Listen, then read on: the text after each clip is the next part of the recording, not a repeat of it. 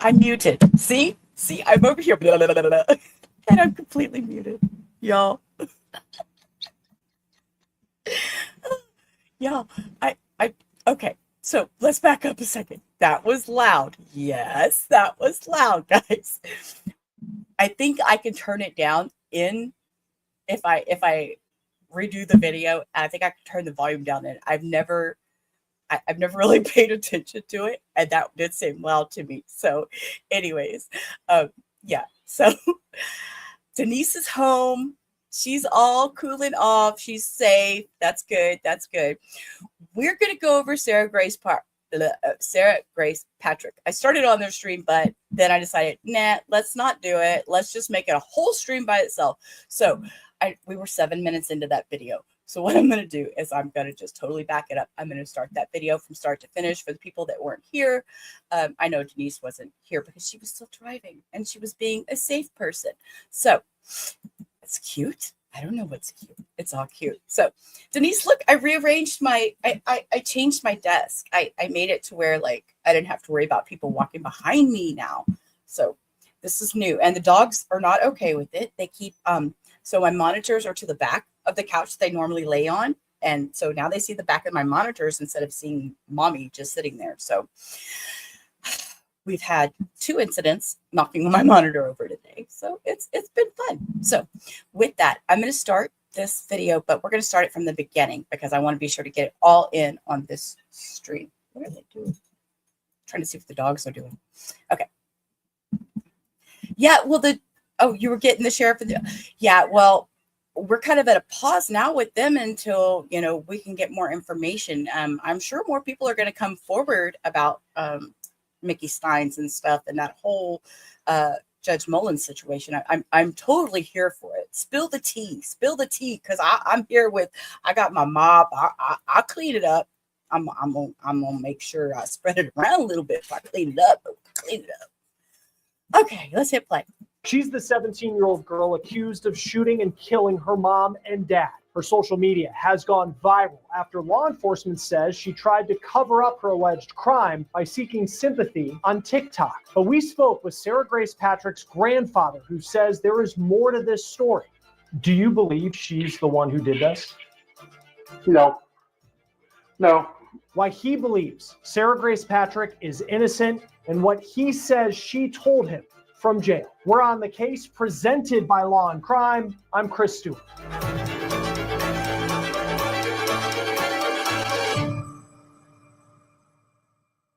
It is hard to imagine what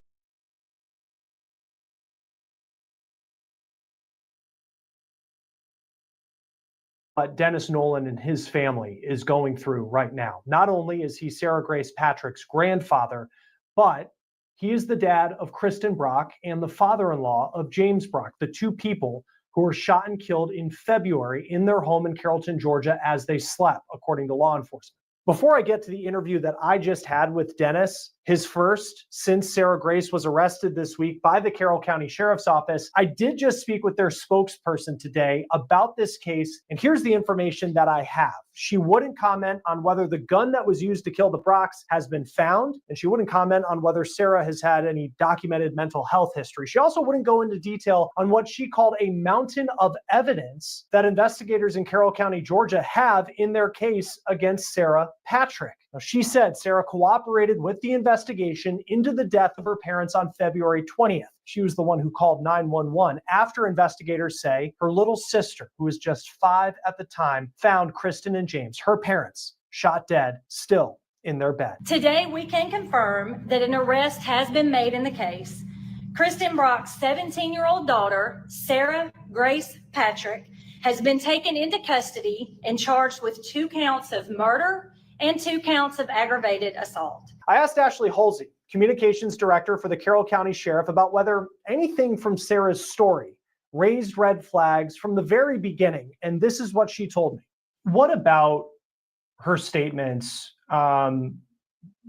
did investigators not find truthful when she started to become a suspect in this? When we arrived on scene on February 20th and obviously saw these deceased victims who had been shot multiple times, this is a very rural area of Carroll County. There's not a lot of ambient noise and things going on in that area. Very small home that they lived in. When the smallest child, who was forensically interviewed as well through this process, said she heard the gunshots, but the 17-year-old or 16-year-old at the time did not hear the gunshots. That was cause for pause for us early on. I also asked about Sarah speaking at her parents' funeral. Here's part of that speech per WSB TV. Although there's nothing we can do to bring them back, we still have control over how we treat people. Here's what Halsey said stood out to her. For me, watching it online, I wasn't there in person. I don't know if she had real tears. I can't feel that emotion necessarily through watching it online. However, I think, it was more like a speech. It was very scripted. And then at the end, she said, and I'm sorry. Now, she may have been sorry because she was showing emotion possibly throughout that eulogy, if you want to call it that. But she also could have said it meaning something deeper. We just may never know exactly what she meant by that, but it did raise my eyebrows. Halsey also said in announcing Sarah's arrest that more arrests are possible in this case. I find that interesting, and yeah, I was muted a minute ago. I know. I was multitasking. I don't multitask well some days. But yeah, I find it interesting that they think that there may be others involved. Others, like about that, here's what she said. I know another part of your news conference that has a lot of talk is the idea that there could be more arrests. What did you mean by that? Basically, throughout this course of the investigation and working with Sarah, investigators are, have been speaking with her throughout. It's very possible that others are involved, whether they had knowledge or whether they assisted. We're still investigating that aspect. We're still conducting interviews this week.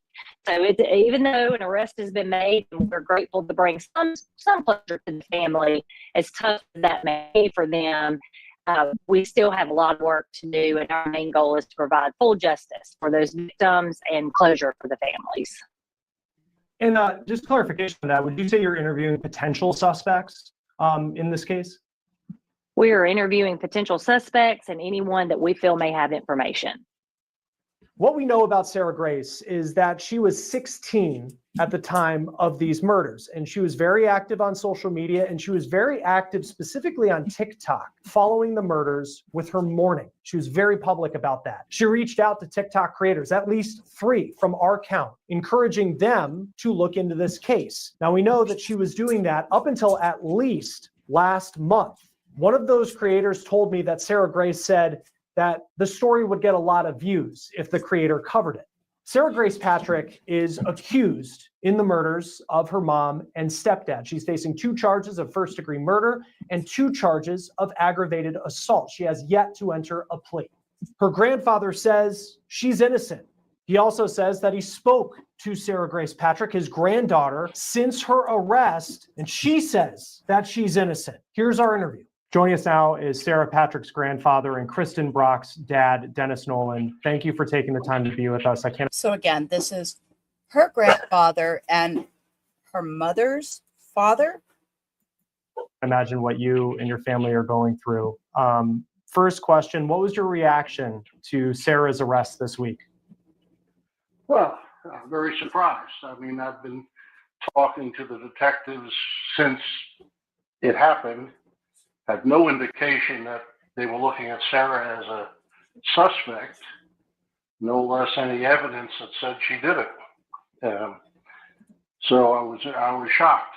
Do you believe she's the one who did this? No. I think, to sum it up, really, the detectives, the best they could tell me was the evidence says that she's the only one who could possibly have done it. That says to me that there's no real evidence that says she did do it. We hear that there's a mountain of evidence, but they haven't really said, but their term was mountain of evidence. What did they tell you beyond just she's the only one who possibly could have done it? What did they share with you about why they believe she's the one who is responsible for this? Well, they never did. Well, respectfully, I understand that this is his granddaughter, and I was going to use words that I don't normally use, like gaslighting and yeah, I need to. Sheila, be quiet. Y'all tell me, Sheila, be quiet. Didn't share anything that said she was responsible, other than the fact that she's the only one. The evidence says she's the only one who could possibly have done it. Of course, they haven't revealed any of the evidence. Because it's an ongoing investigation, and I understand that. But I know they were pressured to make an arrest, and I think this might have been premature. I don't think they needed to wait. I like that term. I really like blind loyalty. Blind loyalty. That's a good one, GSD. I like that. I like that. Wait until the investigation was over.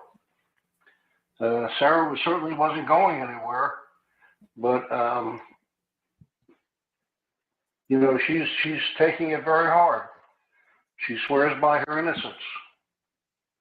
Have you spoken with her since her arrest? Yes, she called me from the jail the day after, of course, pleading. So you know what that means, y'all. Okay, let me get my giggles on. Further down the line, it may be a few years from now, but we're going to get jail calls. Phone calls from prison. They'll be on that shit like flies. Sorry. To help her get out. And she was just very upset. Saying, no. Please help me. And there's not much I can do at this point. I don't know what else to say. I mean, she's always been a good kid. I've always liked Sarah. She was always very friendly. Sir, she's your granddaughter. What do you mean? I've always liked Sarah. Sir, she's your grandchild. And that's a weird term. She never really asked for anything. She was a very, to me, she was just an ideal child. She had just graduated from high school. She was very proud of that. She was working 2 jobs. She was doing very well. And I don't understand what could have ever, if she did do this, what triggered it. If you, during that phone call, asked her. Okay, stop right there. What did he, if she did do this, because it's on my screen, don't understand what kind of ever, if she did do this. What triggered it? What triggered it? So, sorry, Grandpa, you're talking doubt right then and there. You have doubt in your mind that she did not or did do this. There is, sir, Grandpa misspoke. If you, during that phone call, asked her if she had done it, what did she say? I didn't ask her because it was just assumed she didn't do it. Now you're saying you didn't ask her. I wasn't going to accuse her of doing it. I to cooperate with the authorities, and we, wait and see, and hopefully get her through this. And she maintained her innocence on that phone call. She said she's not the person. She said, I didn't do it. She said, why are they doing this to me? And I'm sorry to go back to February 20th, because I know you lost your daughter and your son-in-law. But what did Sarah tell you about that night in conversations that you had? Just that Jaylee, her daughter, went in to wake them up. She came back and Jaylee said she couldn't wake them up, and Sarah went in and found them, deceased. And she called 911, and that's all she said. She's never gone beyond that. I know this is kind of a difficult question, but law enforcement said that they found it suspicious that Sarah would not have heard gunshots in that home. And that was something that in the beginning started, I guess, it was a red flag for them. And that a 5-year-old would go in and potentially hear gunshots. And I know James had a heart machine, but then Sarah would not. And that they found suspicious. What do you say to that? Well, I don't know. Left a 5-year-old to go in there and find the parents. That is traumatizing in itself. The house was very unusual, and her bedroom wasn't next to theirs, but Sarah claimed that the TVs were on. I know they were on in both rooms, and yeah, he does. I don't know. He's been it blamed, did seem unusual to me. I'm saying the word gaslit, and that's because that's the only word I can think of is, you know, you want to believe your grandchild. If my grandchild came to me and he told me, he's like, you know, if he came to me, he says, Granny, you know, I didn't do it. You know what? I would want to believe him. As my grandson, I would want to believe him. But yeah, he shouldn't have done these interviews. Honestly, he shouldn't have. And like I said, I haven't watched the hearing, so I don't even know what's going to happen at the hearing. You know, I would want to believe my grandchild. So I get it. But I would be, later down the line, I would be able to see that I was being gaslit or whatever. You know, but he should never have done these interviews. He never should. This is a detriment to her and the whole situation, in my opinion. Yeah, right here, Journey. He shouldn't have talked to the news. Yeah, I totally agree with you. Says she didn't hear the gunshots, but at 1:30 in the morning, she was asleep. I know I'm such a solid sleeper. That it possibly could have happened to me and not heard it. What was her relationship with James and Kristin? It was good. It was very good. She was here Thanksgiving with them, and we had a good time. Everybody was happy, and it was good conversation. There was no trouble, and my conversations with Kristin, right up to that night, she never mentioned anything about problems with Sarah, which she would have done. Kristin and I were very close. She was the daddy's girl. Did Sarah know how to fire a gun? I'm sure she did. Yeah. You know, and this is Georgia. I mean, many people grow up handling firearms. Did she grow up around guns? Were there guns in the house? You know, there were times they were here. You know, I live out in the county, and we've taken, some of my guns and fired them off my deck and so forth. And I believe Sarah protected some of that at times. Her brothers were more interested in it. But yeah, no, I wouldn't say she grew up with guns. No. At the funeral, and the spokesperson for the Carroll County Sheriff said that this was something that stood out to her, that in Sarah's speech at the funeral, she said sorry at the end of her speech. And I guess investigators, that was another red flag for them. What do you make of that being a red flag to the people now accusing her of murder? I'm sorry. She wrote that speech, and I can't speak for her for that. It didn't even occur. That never occurred to me. I'm sure she was sorry it all happened. I am sorry it happened. Using the word sorry, I don't think is any admission of guilt. I think that's a little exaggerated. When you think about that night and I'm sure it's run through your head a million times over the past roughly 6 months, but do you have any idea in your mind what happened that night, or whoever did this, what happened? I have theories. I'm not gonna do anything now. I've told the detectives about. Grandpa has some theories. But you've told the detective. Okay, he's told the detective. So now I really want to see the hearing because I need to know more. What I feel and what I felt at the time. And I know they're investigating that, and I don't want to say anything at this time because I hope that I know their investigation is still going on, and I hope that it all comes out. I think there will be an additional arrest or two. For James and Kristin, they seem to be, I mean, they were churchgoers, seem to be very beloved by members of the community. Is there anyone who might have had a problem with them?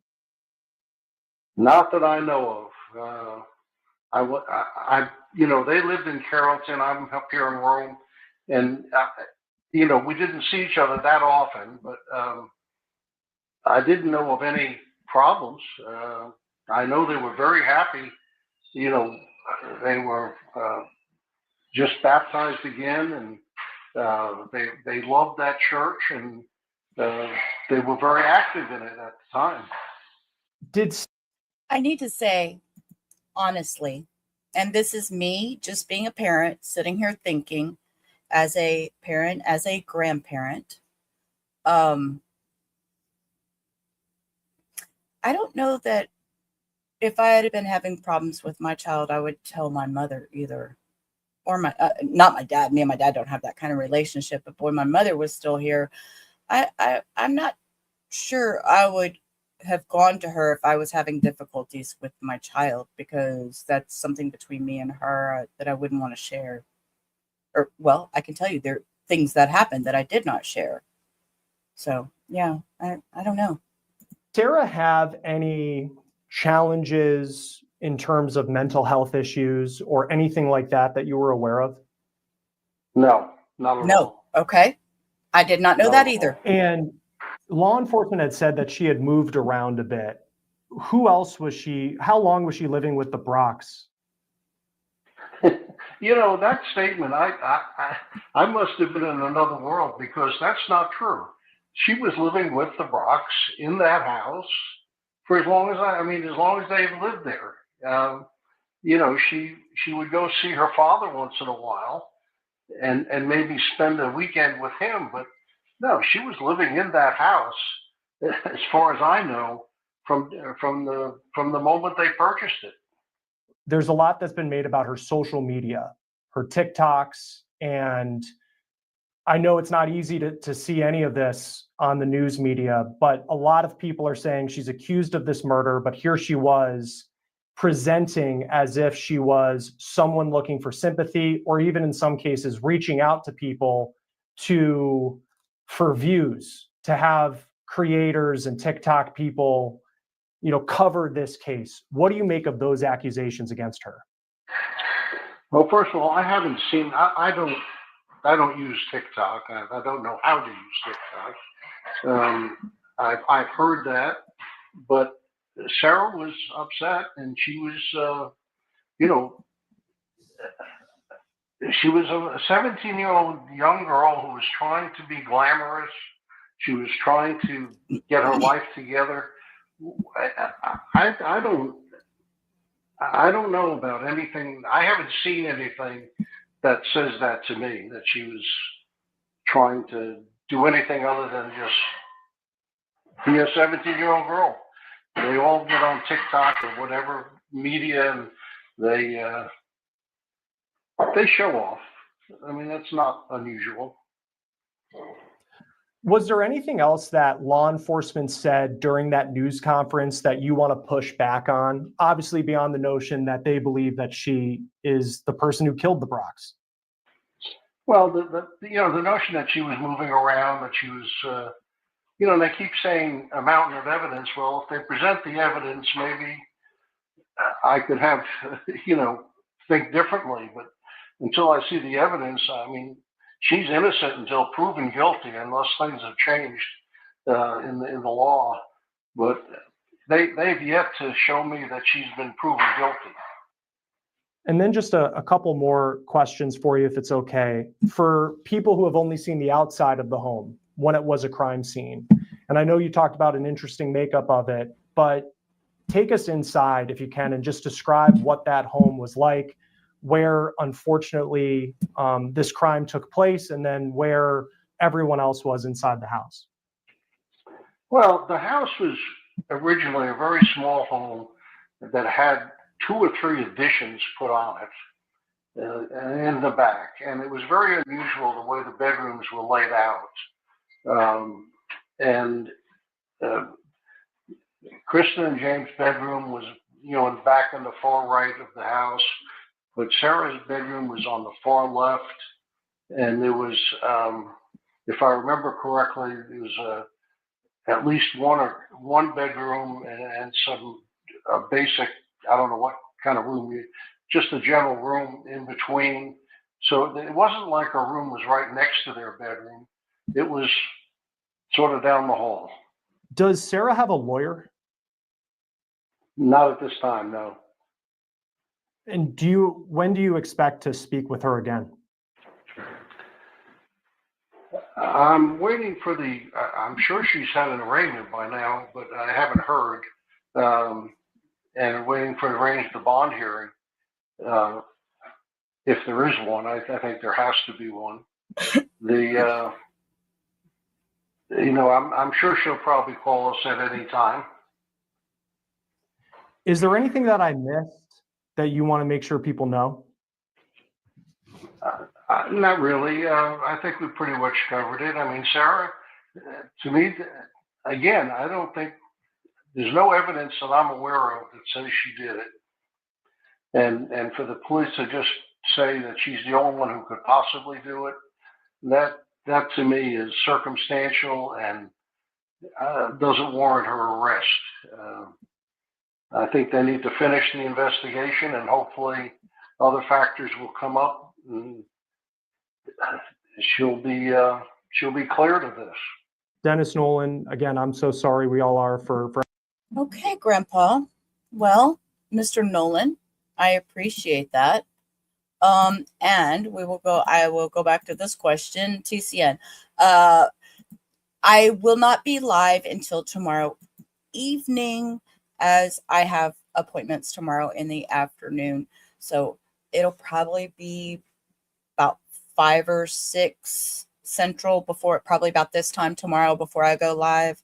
That way I can spend the day with Hector and we can do all our regular Friday shenanigans, but we have to throw in our doctor's appointments. But I will be live, but it will be in the evening, probably about the same time as we are now.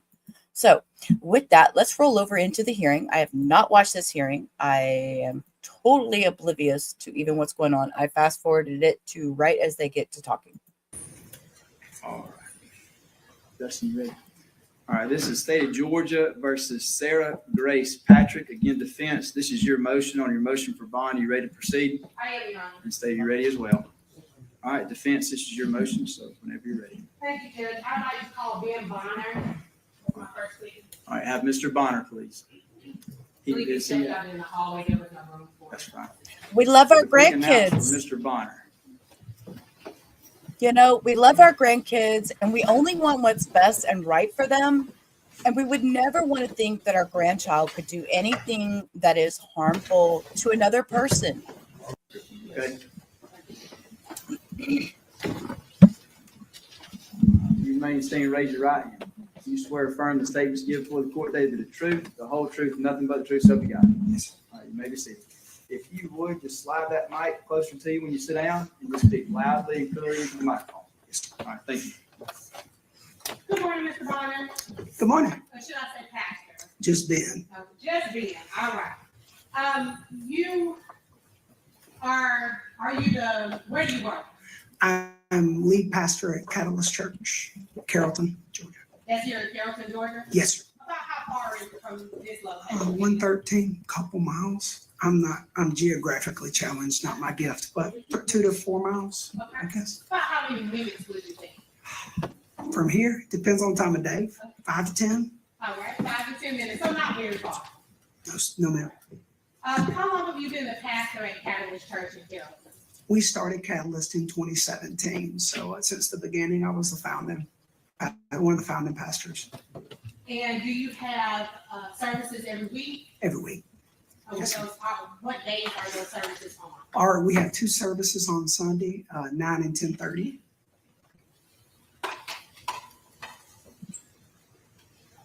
Now, in relation to this case, were you asked to write a letter about Sarah's character? Yes, I was asked to write a letter. Well, I honestly offered anything I could do to help any of the family. Want to be a support. Yes, ma'am. I'm showing you what's been marked as defense bond exhibit 2. Do you recognize it? Yes, I actually brought a copy, so in case I need to read it. Is that your letter? Yes, ma'am. Has anything been altered or deleted from it? No. Okay. Defense seeks to tender defense bond exhibit 2. Any objection from the state? All right, it'll be admitted. Thank you. Thank you. Now, Pastor, would you read that letter that you prepared? Yes. To Honorable Judge, my name is Ben Bonner, and I serve as lead pastor at Catalyst Church in Carrollton, Georgia. I'm writing on behalf of Sarah Grace Patrick, a young woman who's been a part of our church family for about a year now. Sarah Grace first came to Catalyst around a year ago. From the beginning, she was eager to grow in her faith and get involved. She made a personal decision to be baptized not long after attending, and has stayed consistently connected to the church ever since. She didn't just show up on Sundays. She came during the week as well, asked questions, served, invited others, including her boyfriend at the time, and clearly found a place where she felt at home. Throughout the past year, and even through the challenges of this year, she has continued to attend services regularly. She and her family often travel over an hour just to be with us. I've spoken and prayed with Sarah Grace many times throughout this season. Her commitment to staying grounded in her faith and connected to a healthy community has remained steady. She's even called from jail multiple times so I could pray with her. Her father has also become an active part of the church. He was baptized recently, and he still comes to services faithfully. It's a privilege to walk with their family during such a difficult time, and we love and care for them deeply. If it's possible and the court sees fit to grant Sarah Grace bond, we would gladly continue to walk alongside her as a church. We believe having her with her family and church community is an important part of her support system. We're committed to loving her well, encouraging her, and helping her continue on a positive path. Thank you for your time considering this. Sincerely, Ben Bonner. Thank you. Pastor, are there other members of your church or congregation here in the courtroom with us, or are you in the hallway? They're in the hallway. I brought a few staff, and then there's some other church families spread out that were connected to Kristin and James, Sarah Grace, all the family, which they brought to the church. Okay.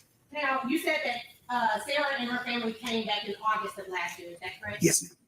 When they came, were they just attending, or were they further engaged in activities at the church? No, they the entire family, James, Kristin, Sarah Grace, they jumped right in. That's why it's hard. They became very, very beloved between August and February. I mean, our church family adores all of them, everybody, we're for the entire family. So.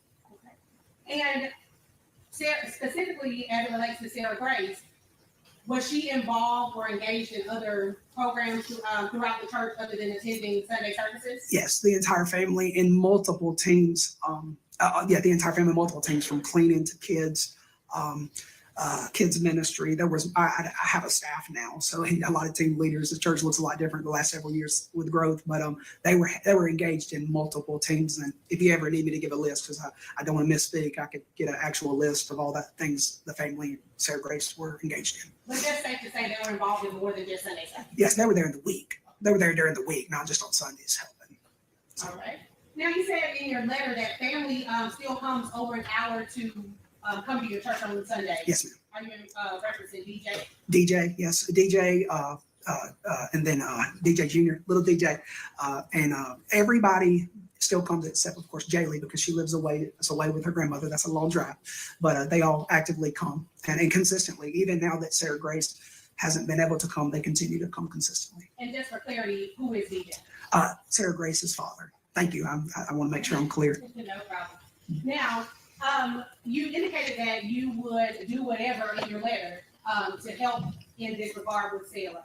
Have you facilitated people at the court's instruction before? Over the years, multiple times I have come to this room a couple of times and offered to facilitate any way that would, if there's any way to make the court and you feel comfortable, we'll do anything we can to facilitate. We just want to help. Y'all have a great call, and ours is to support and love. Y'all are the jury and the judges. And so anything we can do, we're willing to help, to make that happen. And coming to a close here, you indicated that Sarah still calls you while she's been incarcerated. Is that correct? Yes. Okay. And when you have conversations with Sarah, are the substance of those conversations about do you believe me or anything like that? Two things she calls us. It's been two things every time. One is to thank me for everything, and it's particularly for her dad. He's just engaged. He's growing. He's really growing his relationship with God. I can never make sense of tragedies like this. It's terrible what everybody's been through. But watching Beauty for Ashes and seeing DJ love the Lord and engage in his faith is beautiful. So she'll call me first. He came to the altar a couple of times. We've been able to pray with him recently. So there's victories that she'll call and thank me and then ask me to pray for her. And she's actually reading some books that were recommended to her that changed my mother's life. My mother was a pretty rough addict, and those books vicariously through her changed mine. And so she's reading them, and so she'll talk to me about that. So it's three things: prayer, thankfulness, and what she's reading. All right, that's all I have for you, Ben. The state may have some questions for you. Okay, all right, thanks. State? I don't have any questions for you, Pastor. Thank you. All right, thank y'all. Pastor Bonner, you've testified, so you're welcome to stay in the courtroom unless y'all think there's any other reason for him to. All right, you can remain in the courtroom. Thank you. Appreciate y'all. Thank you. Defense now calls Katie O'Keefe. Katie O'Keefe.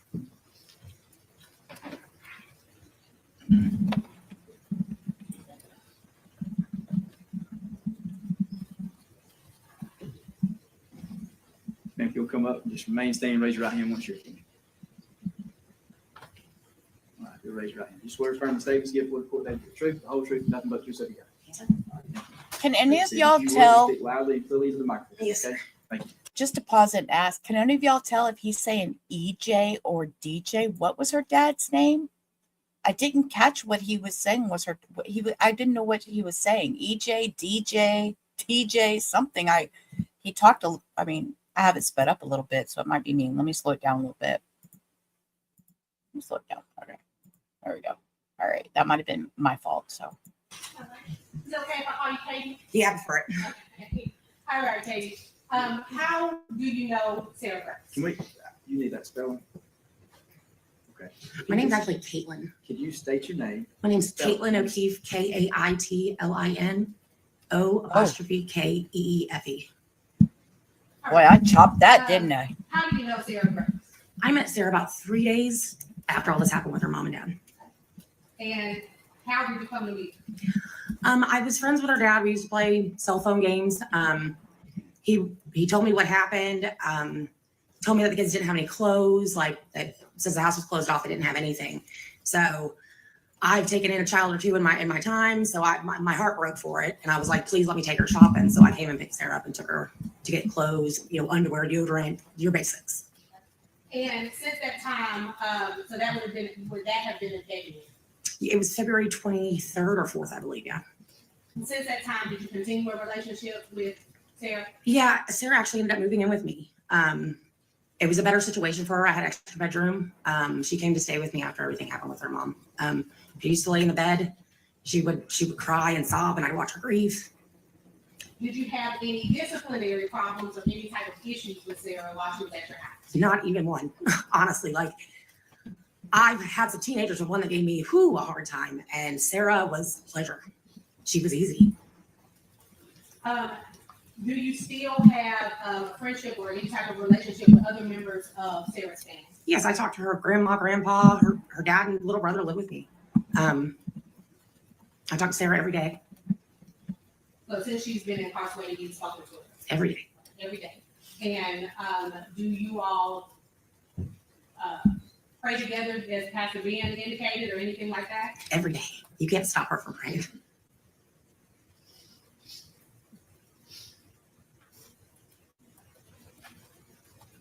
Now, are you aware if at any time during her stay with you, did she have a driver's license? No, she had her permit, and we would go practice driving. She wasn't ready to get the license yet. She was not ready. Safer for all of us. Yeah.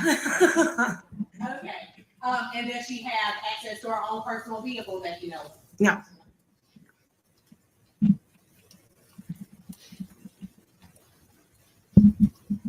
During the time that she was with you, was she attending school? She actually worked really hard and graduated a year early. Where was she attending? She was going to Central here in Carrollton. And you said she graduated early. What do you mean by that? And she worked hard. She was on track to graduate early before all this happened. But I mean, even after this happened, like there were some rough times, but when we found a peaceful moment, I'd be like, let's get your schoolwork done. Let's make your mom proud by showing her you finished this, you know, and that was a big goal for Sarah. And do you know how old Sarah is? She's 17. Did you know, or during the time that she was with you, did she have a job? She did. She worked down the street at a local restaurant. And do you know if there were any problems that you are aware of at the restaurant? No, they loved her. They still love her. They ask about her all the time when I go up there.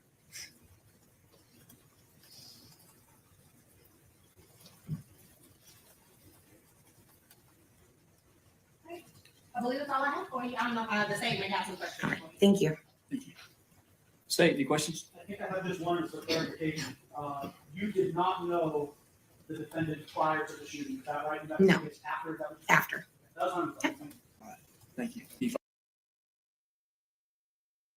Unmute this, stop. That's exactly what I'm not trying to highlight that you might be a little bit tipsy, but I didn't understand her relationship with the defendant either, because she never said till right then and there. She didn't even know her before the shooting. Why? I'm sorry, why is she relevant? That was just odd to me. No. No. All right. Can this witness be excused? Yes. All right, maybe excused, please, you can remain in court. She didn't even know her before the shooting. Now What that the you hell? asked for sequestration, it's not really necessary Okay, here. Cindy. But y'all are good? I'm good, Your Honor. Okay, all right. We call Carrie Jensen. Carrie Jensen?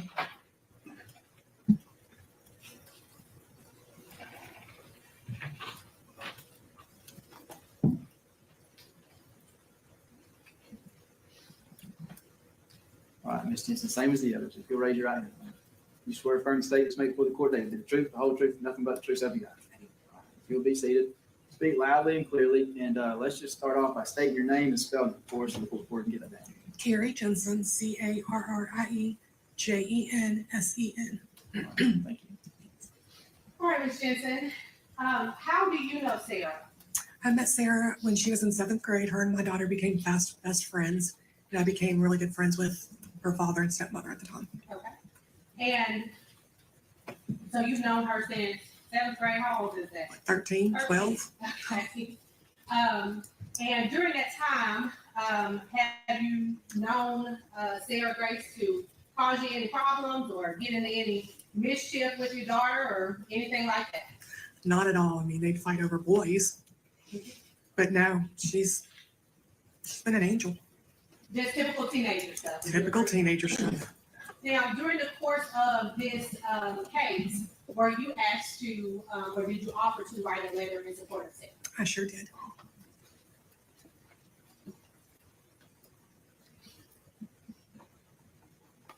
May I approach you? Yes, ma'am. I'm showing you, Carrie, what's been marked as defensive bond exhibit 7. Do you recognize it? I do. And what is it? It's my letter to Judge Hightower. And has it been changed or altered or any deletions or additions in any way? No. Seek to admit defense bond exhibit 7. Any objection to the statement? Okay. It's admitted. Thank you, Your Honor. Sorry for the numbers being a little off. I didn't know who would be here. Who would- It's all right. All right. Would you read your letter for the court? Sure. Dear Judge Hightower, my name is Carrie Jensen, and I'm writing this letter on behalf of Sarah Grace. I first met Sarah when she was in 7th grade. She and my daughter attended the same middle school, and her stepsister played softball with my daughter. Our families quickly grew close. Sarah would spend weekends at our house, and my daughter Caitlin would do the same with theirs. We've shared camping trips together and weekends at West Point, creating strong bonds between our families. They have been best friends since. At the time, Donald and Kristin were in the middle of a custody battle. When I first met Sarah, she was a little shy, very sweet, kind, and humble. She was cautious around new people, but soon she warmed up to me and once told me I had a motherly presence that made her feel safe. As our relationship grew, she began to open up to me about her past and experiences with Kristin and James. One thing she said that has always stayed with me was, no matter what they've done, I will always forgive them and love them, because deep down, I know that's not who they truly are. The statement showed the depth of Sarah's heart. She truly believes in forgiveness and has always extended the same grace to others. She once told me that holding grudges isn't what God wants for us, and I've carried that wisdom with me ever since.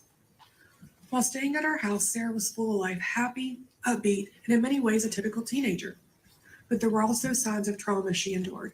She would often apologize for things she never had to, like she would asking for food, taking a shower, or using the bathroom. It was heartbreaking. Despite that, she remained incredibly kind, respectful, and especially patient with my son, who is on the autism spectrum and is the same age as Sarah. She was fiercely protective of him and everyone she cared about. Sarah has a huge heart. She is loving, protective, and deeply rooted in her faith. She has always expressed a strong, She has always expressed a strong desire to work in radiology field and has never been afraid of hard work. Hurting someone simply isn't in her nature or character. Over the years, I have held her through moments of deep pain and tears, and through it all, her love to her family, especially her siblings, Jaylee and Donnie, has remained unwavering. She would never do anything to harm them. She wants only to protect them. I respectfully ask that you consider granting Sarah grace bond. She is not a threat to anyone. She is deeply loved and supported by my family, by me, and her own family. I truly believe she deserves a chance to be home, surrounded by those who care about her. Thank you for your time and consideration. Thank you. Now, you indicated that she deserves to be home in your opinion. Yes, ma'am. And would you agree, or you can disagree with me, that you would be a part of her village if she were home? Absolutely. And what would that entail? Whatever she needed. If she needed a place to stay, she can stay at our house. She needed rides. Me, my daughter, or my husband would be more than glad to take her anywhere she needed. Whatever she needed is at her disposal with us. Thank you, Ms. Jensen. That's all I have, and if you'll hand that up to the Thank you. Thank you. and the state may have to. Yes, ma'am. State, any questions? A handful, Bill. Okay. Nice to meet you. Nice to meet you. My name is Michael Parrish. I'm representing the state in this case. You said that your daughter and the defendant went to school together, is that right? Yes, they did. What school was that? They went to East Coweta Middle. Are you aware that at some point the defendant attended an alternative school? Yes. And what's that alternative school? How does that function? I'm really not familiar with that. I'm so sorry. Is that related to disciplinary issues as far as you understand? Not that I'm aware of, no. You said you would be part of her village and that she could act. Excuse me? She was in alternative school and the lady said she doesn't know what alternative school is for? But she's more than welcome to come live with her? Okay. I'm sorry. Okay. To stay with you. If need be. You live here in Carrollton? No, I live in Wadowee, Alabama. Wadowee, Alabama? Yeah. So awesome.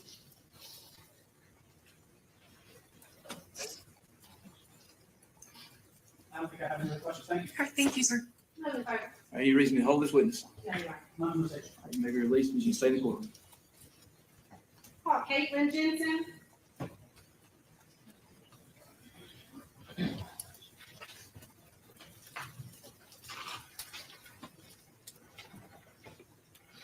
Okay, so this must be her daughter, Caitlin. Let's see if she spells it for us. Wow, this is cool. There you go. Raise your right hand for me. You swear firm and say this make the court that is the truth, the whole truth, nothing but the truth, so you got. All right. Now, you might speak up just a little bit. I know you're nervous. That's a big crowd. It's intimidating. Okay, you might be able to hear you. So when you sit down, speak clearly in that microphone. And look, you're here as a witness, so there's nothing to be afraid of. All right, so take your time, take a deep breath. I'm not gonna let anybody get too bad on you. All right? Okay. So grab a seat right there, and let's try it out with your name. All right, go say your name loudly and clearly, and then spell it for my court reporter. My name is Caitlin Jensen, CAITLYNJENSEN. All right, if you stay right there, we're gonna be okay. If you go any lower, I'm gonna have to pick it up a little bit. Yes, sir. Sound good? Yes, sir. All right. Hey, Caitlin. How old are you? I'm 16 years old. And are you and Sarah friends? Yes, ma'am. And is Kill your mom? Yes, ma'am. Now, I heard your mom say that you guys went to school together. Is that right? Yes, ma'am. At East Coweta? Yes, ma'am. And have you gone to school together since then, or that was the last time you went to school together?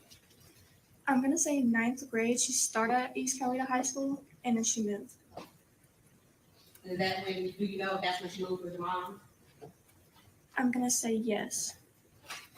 Now, so that was 9th grade, but have you guys continued to be friends since then? Yes, ma'am. And when you say friends, talk to me about what that looks like. Are you guys talking on the phone? Via Snapchat sometimes. We would call, I'd check in on her. I was never allowed over at her house. But she was allowed at your house. Yes, ma'am. I'd go and get her. I'm sorry, I didn't get that. I would go and get her. Okay, you would go and get it. So you have a car. Yes, ma'am. Okay. And you have a driver's license. Yes, ma'am. And we shouldn't be scared. No, ma'am. Okay. I'm a great driver. Okay. Now, so you guys have kept in touch over the years, is that right? Yes, ma'am. Okay, and when you guys keep in touch, what sort of things do you do? Well, usually I go and get her, and then we go to the gas station and get something to eat. It's an hour 30 drive back home, so we'd blast music like teenagers would do, going home. And we'd go home, and I have a 2-year-old son, and we would play with him for hours until he fell asleep. Excuse me, And then sweetie. we'd watch movies. That's what we do. What is wrong with teenagers these years? What? I'm sorry. Do you find that interesting too? I thought she said she was 16. She has a 2-year-old at home?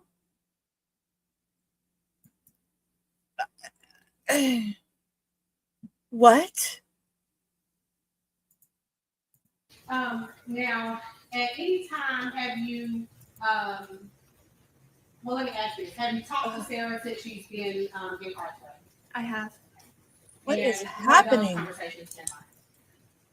Telling me she loves me. She's so thankful for me. She's excited to get to go on the jet skis again one day, have fun, be a teenager, and then we pray.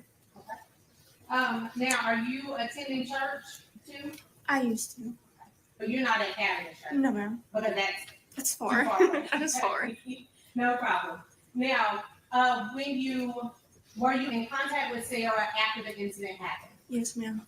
And did you have any concerns about Sarah leaving or running or trying to get away in any way?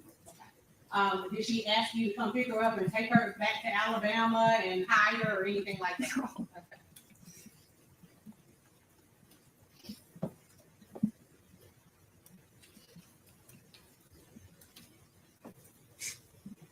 I think that's all I have. Thank you.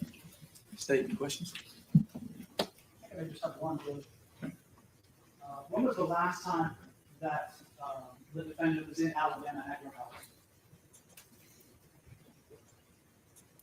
I really don't remember the date. It was the day I took her. She said she may get her phone back, and I took her that day. And then I took her to Wedowee. We were gonna have a sleepover, and then we got the phone call that she needed to come back home. So if I were to tell you that she was back to July 9th, you'd say sometime. It's not you, baby. July 8th. July 8th. Yes, sir. Thank you. No further questions. No further questions. All right, do you reasonably hold this witness? No, you're right. Not this one. All right, you may step down. Thank you. It is not you. Tasha Meza. Tasha Meza? Meza. M-E-Z-A. She's outside, I believe. Sweet. How many more ones? Yeah. This is the one? Okay. Oh, I'm sorry. One more. Okay.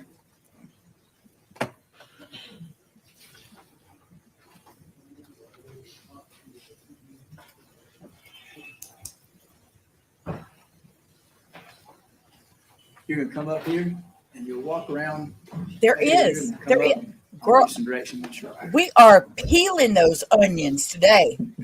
But no crying in the gallery. Remain standing and raise your right hand. You swear affirm the statements you give before the court today, the truth, the whole truth, and nothing but the truth, so be God. All right, you may be seated. If you would speak loudly and clearly to that microphone, and let's start off by just stating your name and spelling it for my court reporter. Tasha Meza, Tasha, Meza, M-E-Z-A. Thank you. Ms. Meza, how do you know Sarah Grace? I met Sarah after me and Kristin became friends.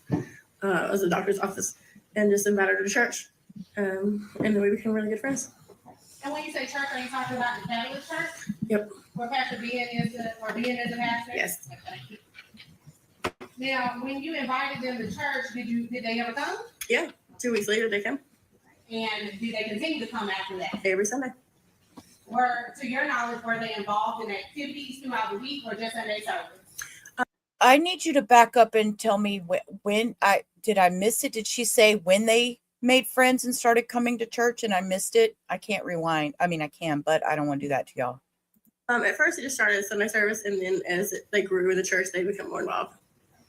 Now, were you able to observe and spend time with and have a relationship with Sarah Grace personally? Yes, her and my daughter were friends, so I've seen them quite often.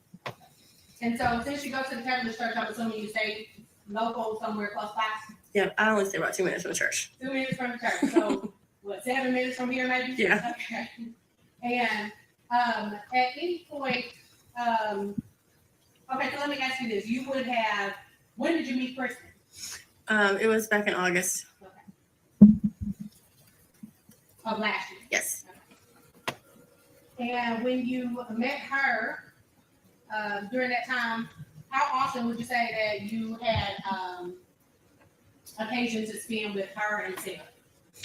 For the beginning of the part, we just stayed on the phone mainly, and then as we grew closer, we went to birthday parties and cookouts and that sort of thing. So I mean, it was a few times. Yeah, but how long ago? That's what I know. How long was it? 2 years? Well, 4 years? Most of the time you spent with that church. Yes.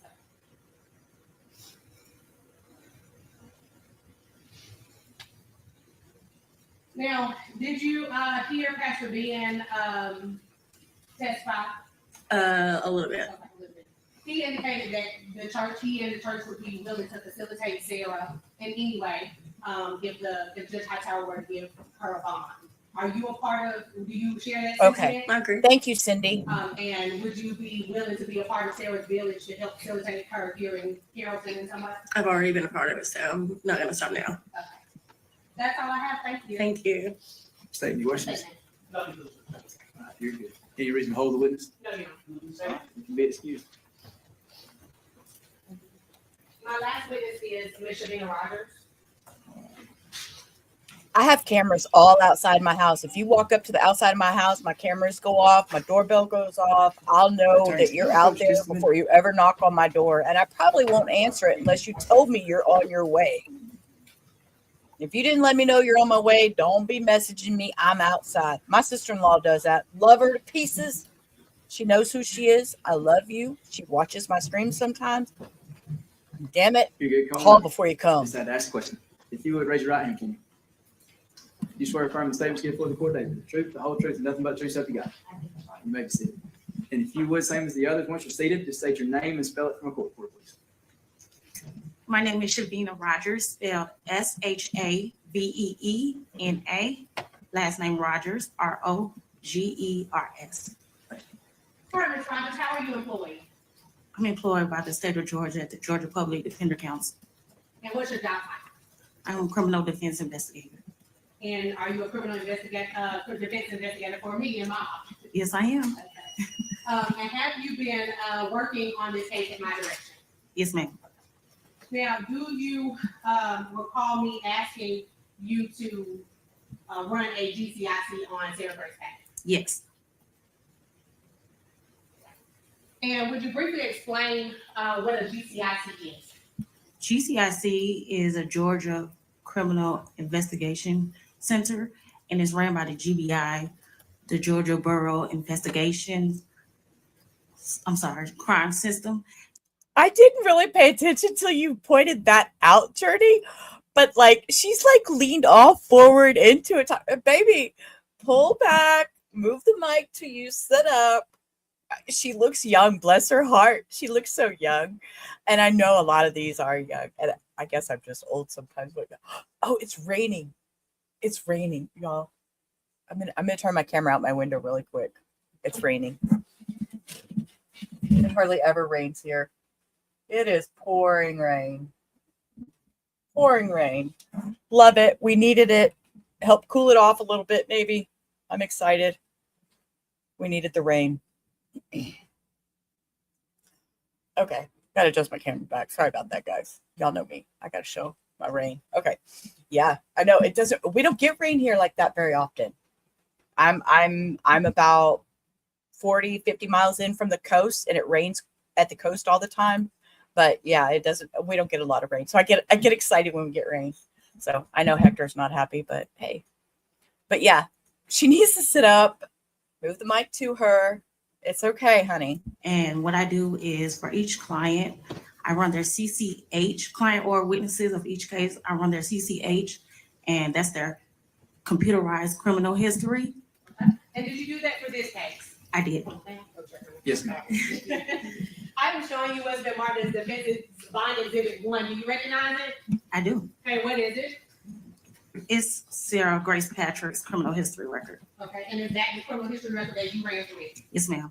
And is that the report that you received once you put it into the computer? Yes. Has it been changed or altered in any way? No, ma'am. Seek to admit defense bond exhibit 1. Any objection from the state? No objection. It'll be admitted. Now, when you ran that GCIC or criminal history on Sarah Grace Patrick, was there any return? Just one. Okay, and what was that return? What we are here for today, the same case number. Okay, and would that indicate to you that she had not been arrested in the state of Georgia or anything else? No prior criminal history. Now, in the course of also investigating this case, have you talked to witnesses? I'm sorry, not witnesses. People who wanted to stand in support of Sarah. I have. And were you sent emails of letters about their support? Several of them, yes, ma'am.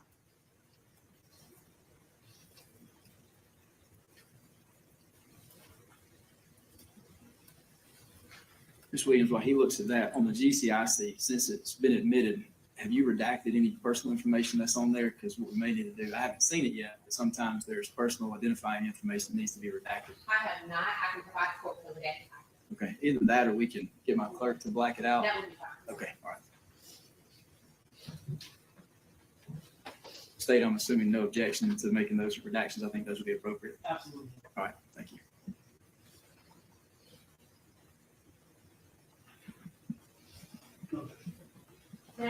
Yes, ma'am. All right, Ms. Rogers, I'm showing you what's been marked, and sorry again for the jump around on numbers.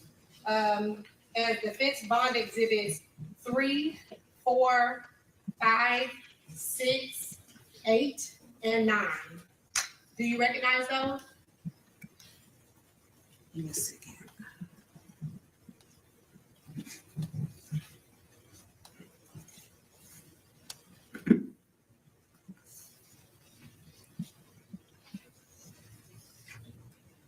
I do. And what are they? These are character witnesses letters that were sent for Sarah Patrick. Did you receive those in your email? I did. Your state issued email address? Yes, ma'am. And have they been changed and altered in any way since you received them in that form? No, ma'am. As a matter of fact, did you run those copies for me? I did. For today? Yes. Okay. Seek to admit defense bond exhibits 3, 4, 5, 6, 8, and 9. Any objection from the state? All right, they'll be admitted. Now, with those letters, I don't know if the court prefers if Ms. Robbins were to read them or if the court can read them at their meeting. I'll read them. Okay. All right, so hand those to. In the GCIC. Did y'all hear that thunder? Yes, ma'am. During the course of me asking you to do some investigation. Yes, ma'am. I'll go check him. I'll go check him. Yes, ma'am. I'm a mute. I'll be right back, guys. I need to go check on my She son. was working at Subway. Okay. Was that Subway in Carrollton, Georgia? Yes. And were you able to speak to her supervisor? I was put on hold. They seemed very busy. I had to call multiple times for someone to even answer the phone. At any point, did you get a letter from her supervisor? Yes. And was that letter one of those letters that we just entered into evidence? Yes, ma'am. And was that letter in support of Sarah? Yes. Now, the GCIC that you ran, and I'm double back into that, did it indicate that Sarah Grace had a driver's license? No.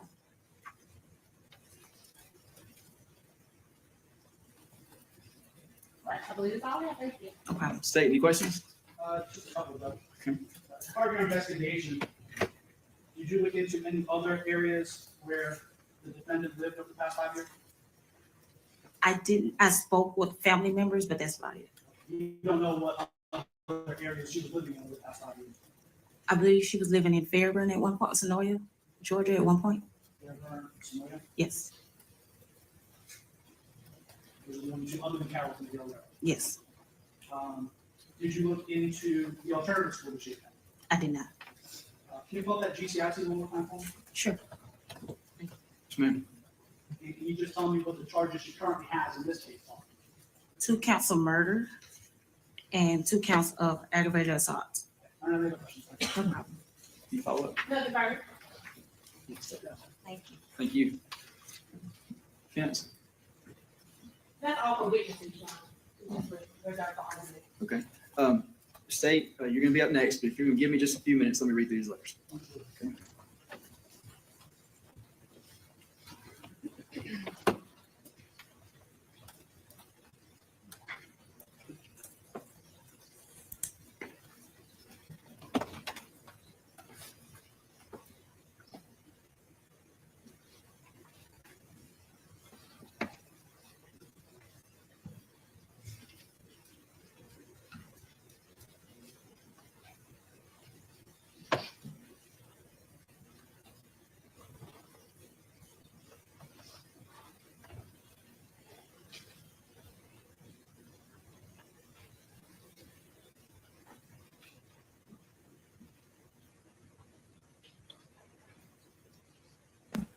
Okay, I'm sorry, guys. I don't know what happened there.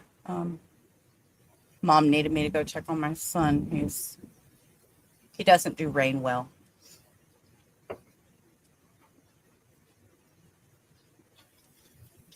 The thunder triggers him. He's autistic. So he's having a hard time in this room right now. Give me just a minute.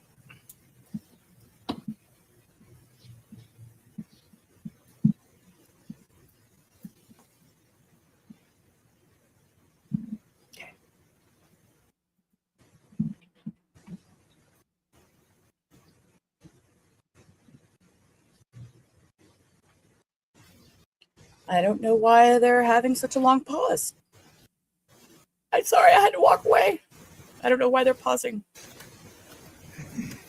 Okay, they were getting voices back.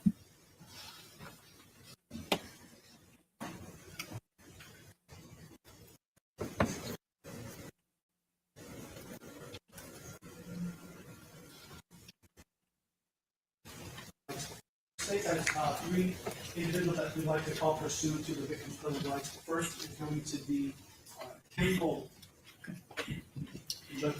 Actually, just to stop and explain a minute. I know my mother-in-law, she is 86, almost 87 years old, and she has dementia. And so with that, we have issues some days. And my stepson is autistic, and he does not do well in storms. So that's why she come in here around in the corner hollering, where is he? Where is he? Is he great?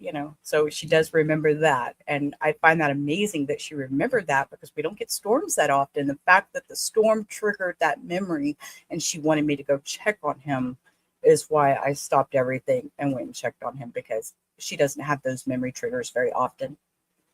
Turn the volume up a tiny bit. I sure can, Cindy. Judge is reading letters. All right. Okay. Everyone can all be care statements.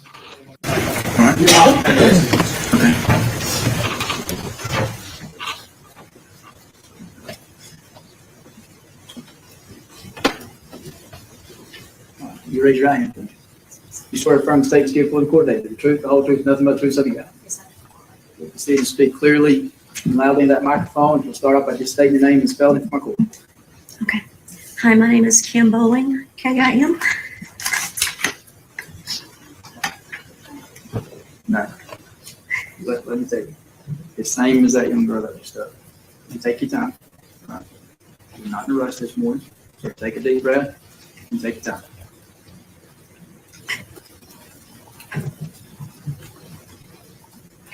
B-O-W-L-I-N-G.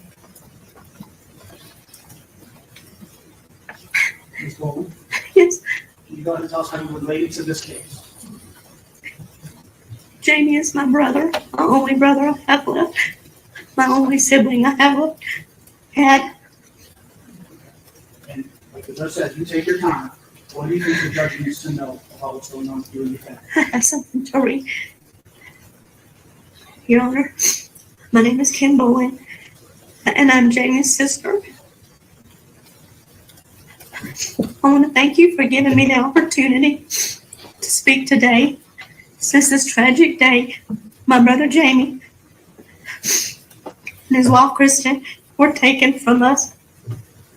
I have become their voice as they no longer have one. I would like to share how this brutal tragedy has affected me.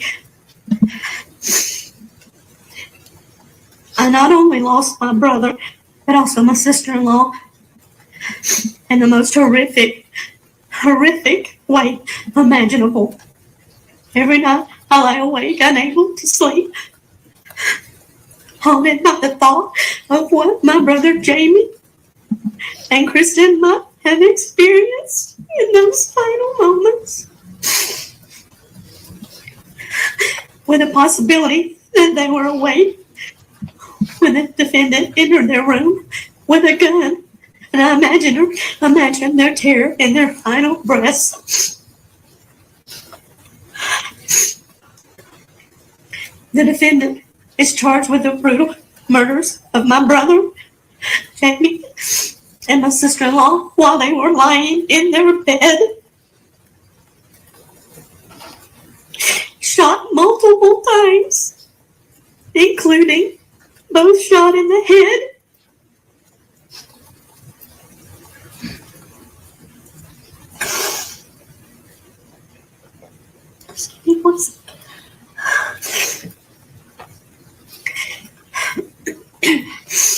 Mr. Parrish. Thank you. Thank you, Mr.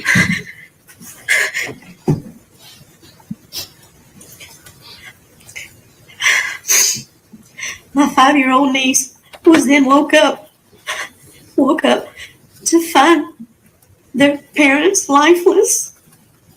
The trauma this innocent child will carry for the rest of her life is unfathomable.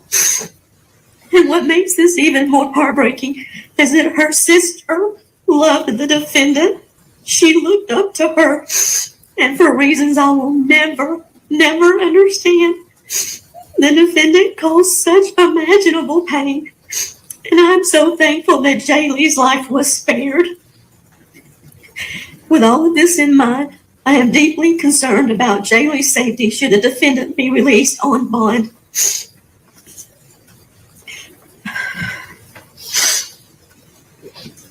Jamie and Kristin had turned their lives around. They were actively involved in church, had found happiness, and were living a great life. They did not deserve what happened to them. I ask you, please consider the following factors when deciding whether to grant a bond. My first concern is flight risk. The defendant has financial resources provided by the immediate family, which would enable her to flee. Her family maintains that she is innocent, and given her manipulative behavior, I believe she may attempt to flee. Second concern is witness intimidation. The defendant has shown a pattern of intimidation towards family members and others with knowledge of the crime. I fear that if she's released, she will continue this behavior to silence anyone who could testify against her.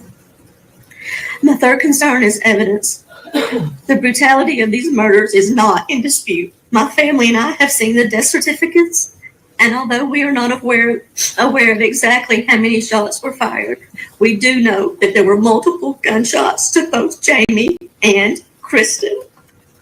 Personal safety. If the defendant can kill her own parents in such a violent manner, I fear for my own safety and the safety of my family and friends. The possibility that she could harm us is terrifying, and I urge you to consider this in your decision. I believe in our support, and I support our justice system and the hard work of Carroll County Sheriff's Office and investigators. And most importantly, I'm a Christian who believes in Jesus Christ. My prayer is that justice will be served for Jamie and Kristin, and their bond will be denied for the defendant, as she has shown that she is capable of extreme violence and manipulation. Thank you again for giving me the opportunity to speak and share my concerns. Thank you, Your Honor. Nothing else for this witness. No question. Any reason me to hold this witness? No. Thank you. You may step down.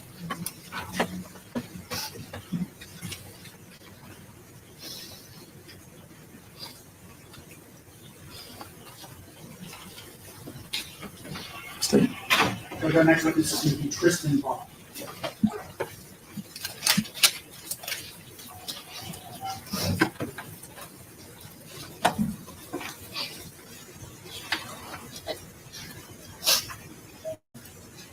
Mr. Brock, you'll raise your right hand. You swear or affirm the statements you give before this court today, the truth, the whole truth, and nothing but the truth, so help you God. You'll be seated. Speak loudly and clearly in that microphone. Let's start with your name and then spell it, okay? Yes, sir. My name is Tristan Brock, TrystenBrock. Mr. Brock, how are you related to this case? I am James's oldest son. And what do you think the judge needs to hear? Yes, sir. I put together a statement for you. Good afternoon, Your Honor. My name is Tristan Brock. I am James's oldest son. First, I wanted to thank you for allowing me the opportunity to speak today. I'm here to share with the court how my life has been affected by this heinous crime. Your Honor, it feels like I'm living in a nightmare. I'm depressed. I struggle to sleep.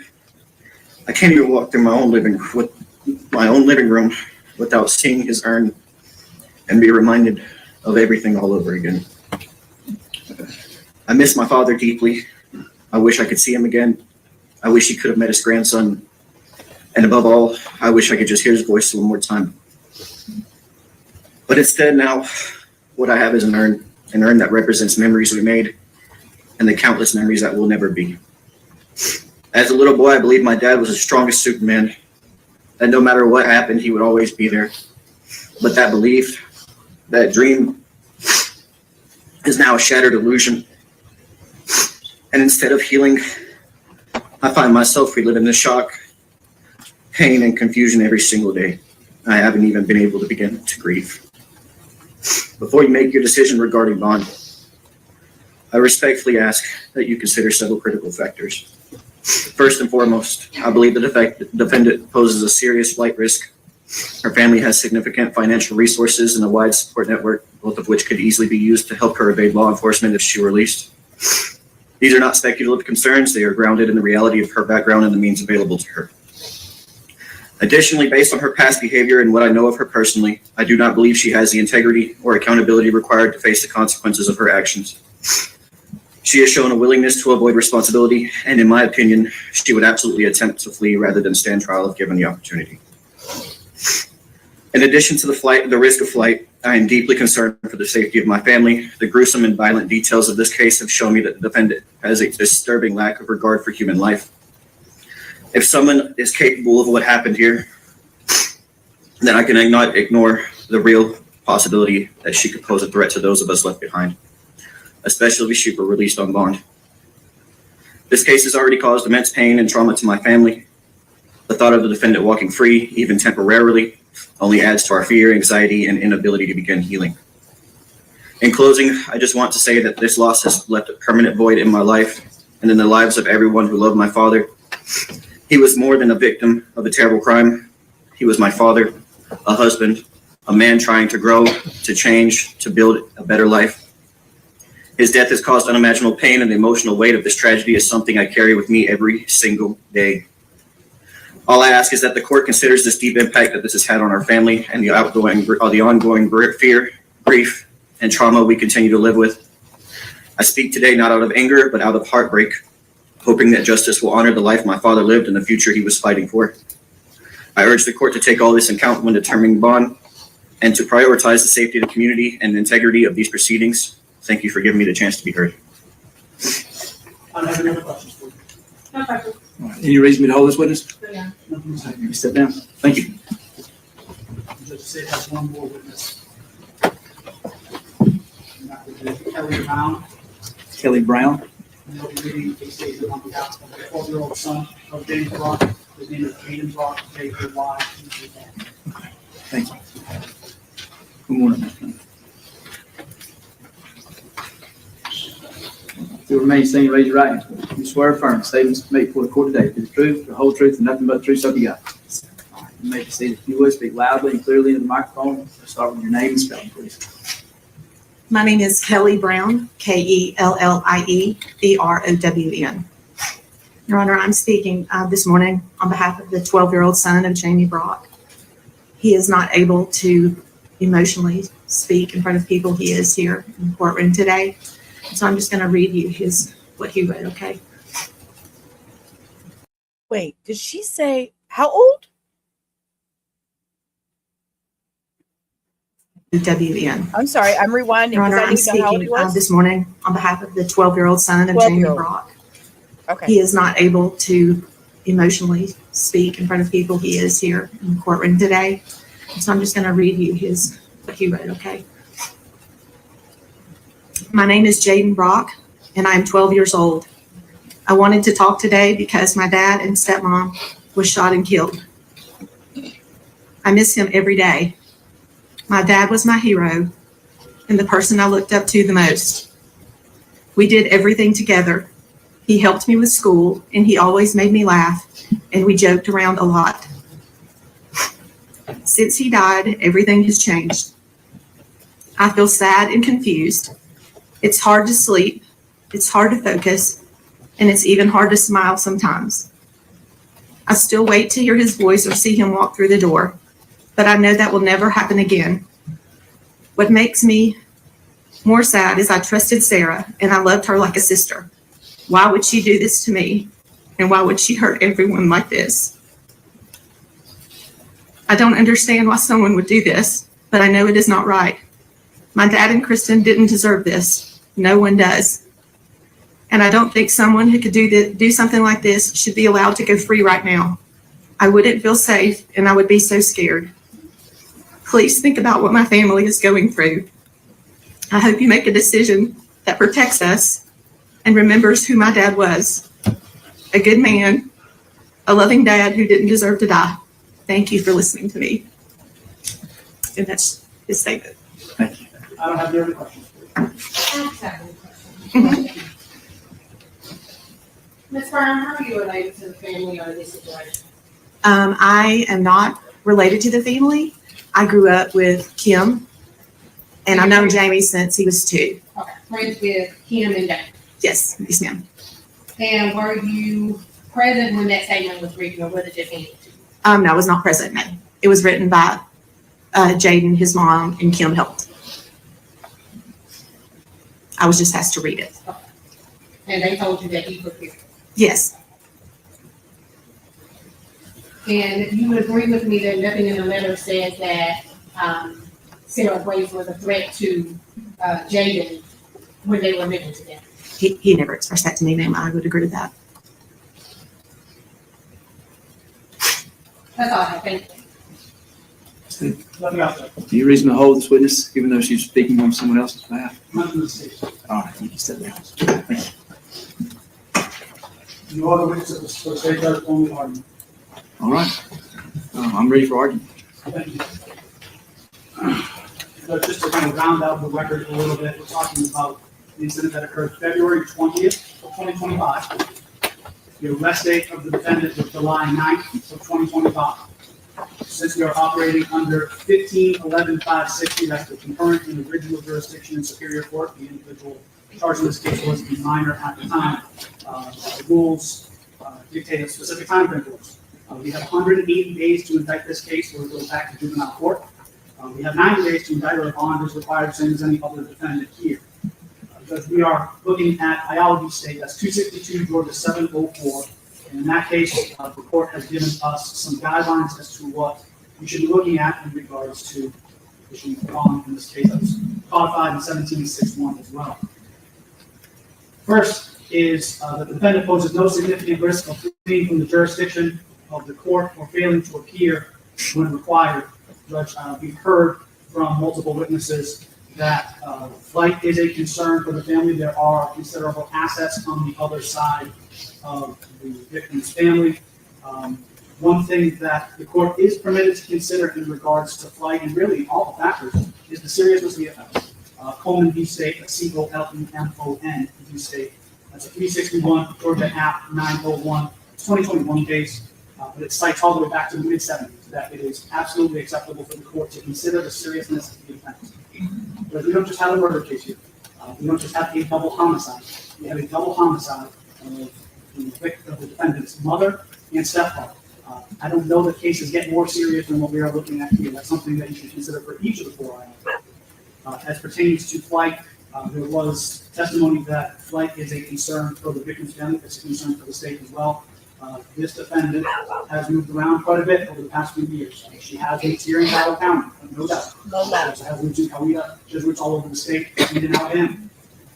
Number two, the defendant poses no significant threat or danger to any person, to the community, or to any property in the community. The family is genuinely afraid. I've met with a significant number of the family already. I'll be meeting with just about everybody else later on this afternoon. The family is genuinely afraid on the Brock side of the family tree. They are fearful that she will reach out. They are fearful for their own safety and the safety of all the other members of that family. The defendant poses no significant risk of committing any felonies pending trial. I don't want to talk about that here in a minute, but I think there is some inherent risk in that as well. One of those felonies ties into that significant threat or danger to any person. If she is to lash out violently at one of the other family members, that would be a felony.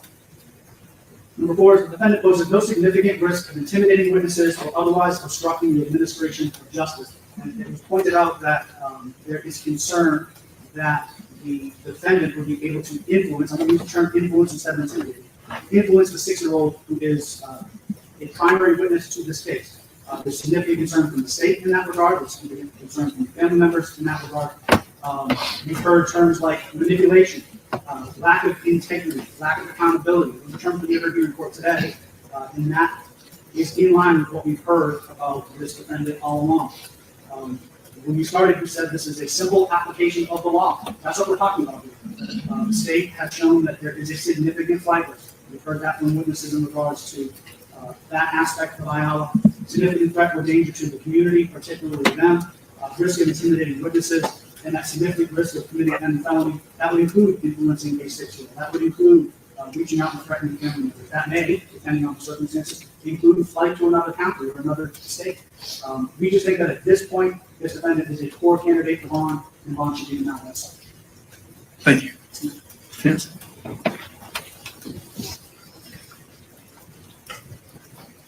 Thank you, Judge. I will respond in turn to the state's argument and then go into what it is that we have specifically for Sarah Grace.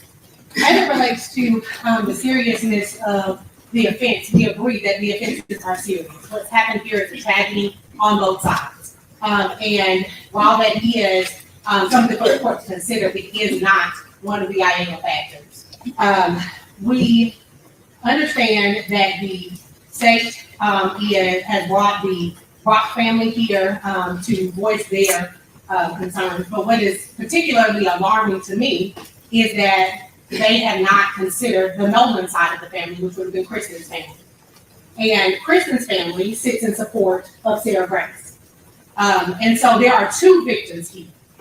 While there are victims on the Brock side of the family who voice their concerns for their safety, there are victims of family members who are on the Nolan side of the family who have not voiced that same concern. As a matter of fact, they're here in support of her and willing to have her live with them.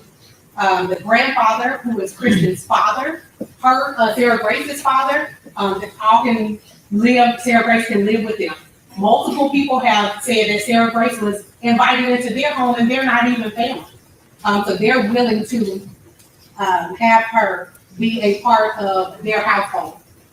With that being said, as far as the influence or threat of influence, as the state puts it, of the 6-year-old sibling of Sarah Grace, there are means for the court to avoid that contact. If the child, I don't even know that the child is 6, I think the child may still be 5 and have not yet turned 6. But I don't know this, but there's not a cell phone for a 5-year-old or a 6-year-old. The court could restrict that contact just like the court does in any other case where there is alleged to be some witness where there could be influence. The court could say, I order that there is no contact between Sarah Grace and her younger sibling or any of her siblings for that matter. That can be remedied if that is in fact a concern for the court.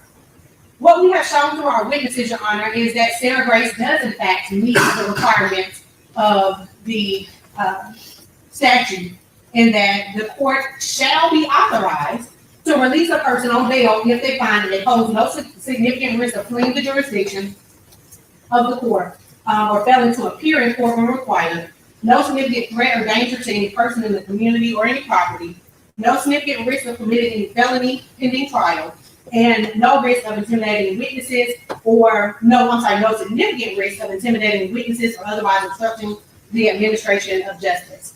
As it relates to the financial resources of the family, there has been no testimony as to what those resources are, just that the Brock family believes that the Nolan family or Kristen's family has these grand resources in some regard that could assist Sarah Grace in being a flight risk.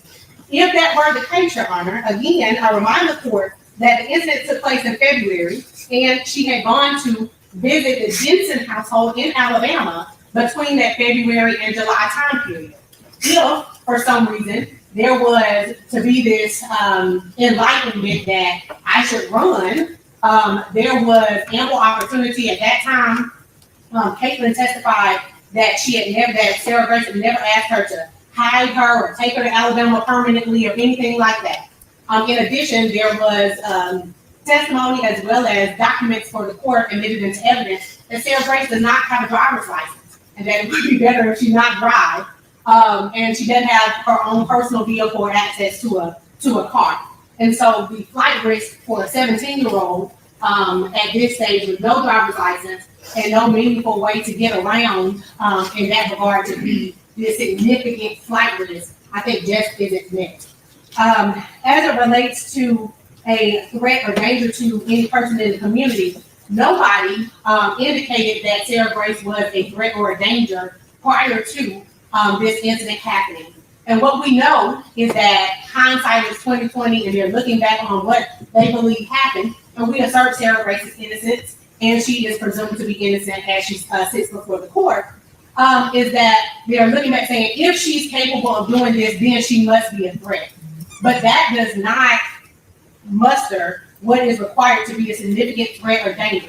There's no indication that she has access to any firearms further. The court could order that she not have access or touch or be around or in the home with any firearms or anything like that. As it relates to a significant risk of committing any felony pending trial, that is typically put into the mix when there is a significant criminal history. Investigator Rogers testified that there was no criminal history before Sarah was arrested for these crimes, and there was there was documentation as to the GCIC that was admitted in defense bond exhibit 1. In addition to that, Your Honor, she poses no significant risk of intimidating witnesses or otherwise obstructing the administration of justice, other than Ms. Brock's feeling that she may be an intimidation to the 6-year-old. There's been no evidence, no testimony about there being any type of intimidation that has gone forward from this. Just that they believe she may be manipulative. And I understand that emotions are high, and that's what the Brock family believes. But again, I remind the court that the Brock family is not the only victim's family. There is the Nolan family as well, who do not share those same sentiments. Your Honor, in addition to those IALA factors that are in subsection E1 of the statute, there is subsection E2 of the statute that requires that Your Honor consider the purpose of bail. And we have the purpose of bail is given to us in IALA, which is the purpose of pretrial bond is to prevent punishment before a conviction and to secure appearance in court. There is no indication that Sarah Grace would not be here for any appearances in court. She has several people who are willing to bring her, who testified that they would be in charge of that. And also to prevent the punishment before a conviction. Again, IALA, that the state cited, is very clear that the most fundamental premise of our criminal justice system is that a person ought not be punished for a criminal offense until the state demonstrates guilt beyond a reasonable doubt. IALA goes further to say that unless the right to bail before trial is preserved, the presumption of innocence secured only after centuries of struggle would lose its meaning. So that is the purpose of pretrial bond, is to preserve that presumption of innocence, which Sarah Grace enjoys at this moment. She is cloaked in the presumption of innocence, unless and until the state can prove her guilty beyond a reasonable doubt. That beyond a reasonable doubt standard is not met at this bond hearing. I know that the state only has the burden of persuasion in this bond. We have the burden of production. We have met our burden of production, Your Honor, as it relates to her ties to the community. I do want to call the court's attention to Dillon v. Edwards, and that is 275 Georgia 458. It is a Supreme Court decision. 275 Georgia. 258. I have a Thank you. copy for the court if I may approach. Yes, ma'am. Thank you. And that discusses what is required as to the burden of production on the defense as to ties to the community. In a murder case, the defendant was charged with malice murder. And the court in this case said that there was a failure of the defense to satisfy that initial burden because the only testimony presented at the bond hearing on the issue of the defendant's ties to the community came from the investigating officer who only testified that the defendant lived in Athens, and that was it. There was no evidence that the defendant had continuously lived in Athens for any significant period of time and had any significant involvement with family, friends, or institutions in the community, that he had a job history or that he had a reputation for reliability.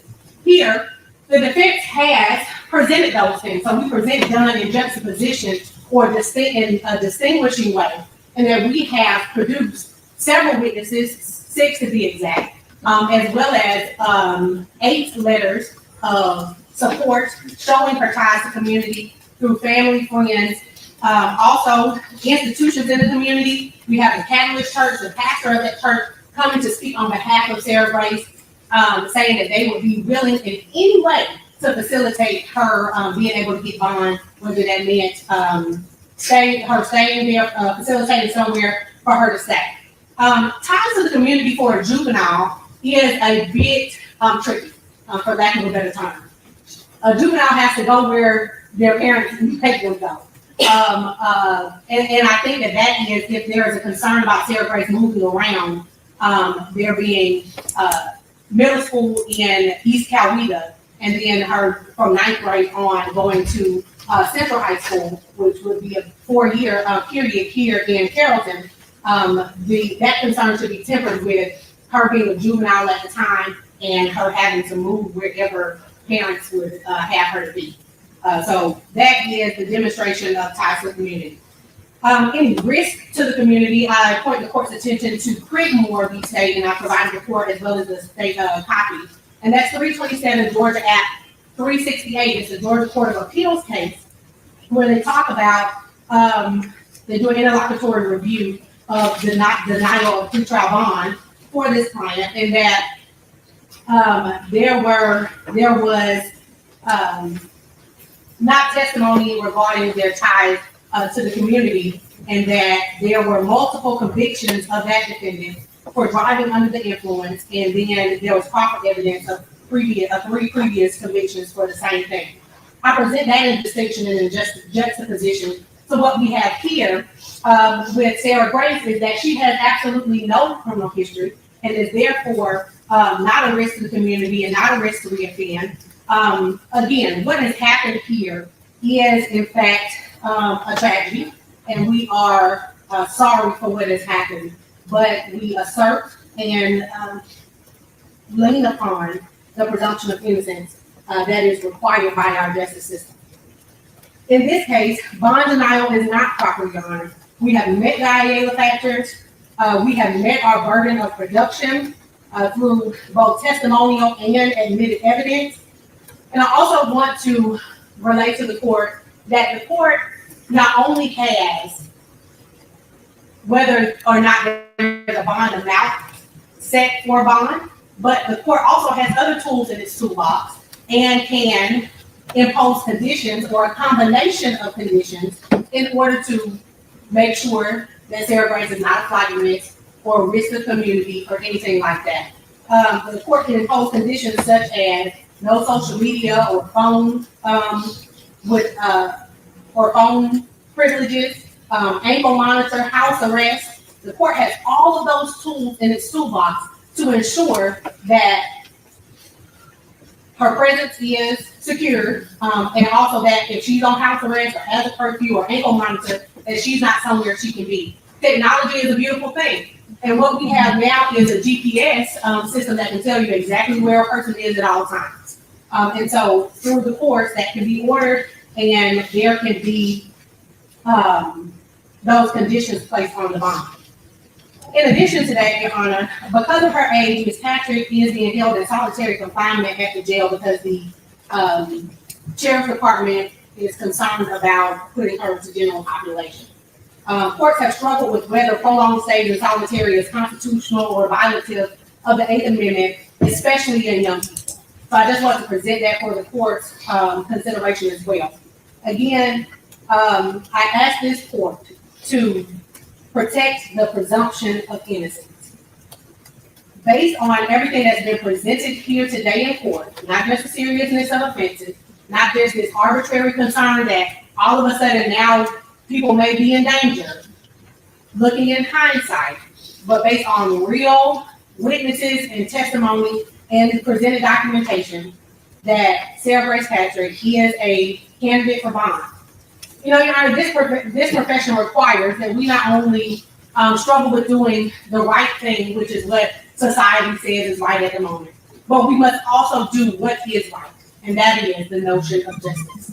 And the just thing, and what is right in this case, will be granting Sarah Grace Patrick pretrial release. Thank you, sweet.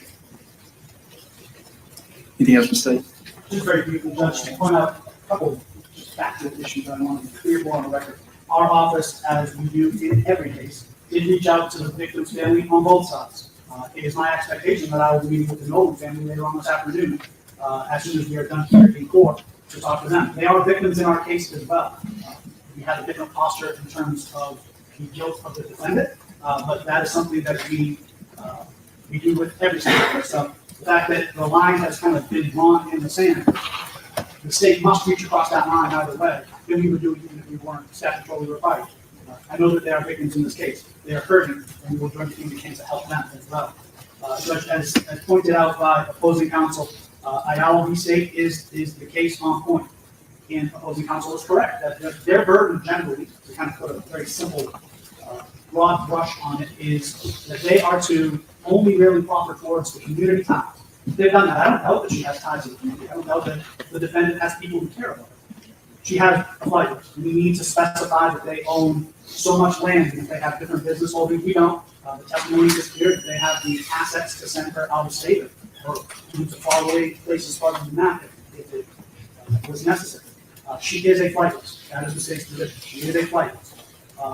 And the other factors that we've talked about, the family is genuinely afraid. We always operate in hindsight in cases like this. No one ever knows that someone is violent until they are violent.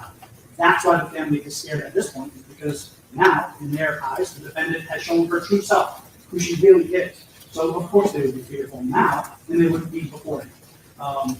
We did hear some testimony regarding disciplinary issues and the fact that this individual has had to attend an alternative school. This was a loving family. This was a caring family. They were working with her to get her into a position where she could have a fruitful life, and we ended up where we ended up. As far as the issues regarding what's going on in the jail, that's an issue for the sheriff's office. I know that they are prioritizing her safety at this point. I don't think it will be forever if she is in isolation. And as far as all the other factors, Judge, I just think that we can apply the law to all of the testimony that we heard here today. She's just not a good candidate for bond at this point. She is a flight risk. There's risk to intimidate witnesses. The state has met its burden as well. We just think that this individual should be denied on this point. All right. Thank you.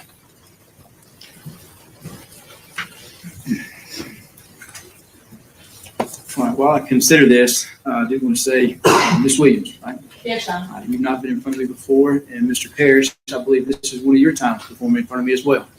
I commend both of you for being professional, and I look forward to working through this case with both of you. Thank you.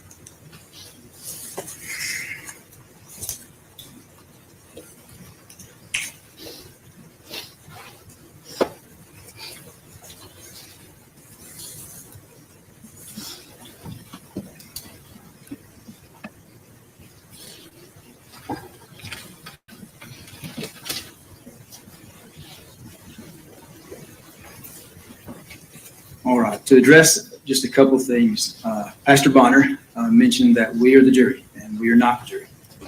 My job as a judge is simply to make sure that the law is followed and that court is done in a fair and just manner.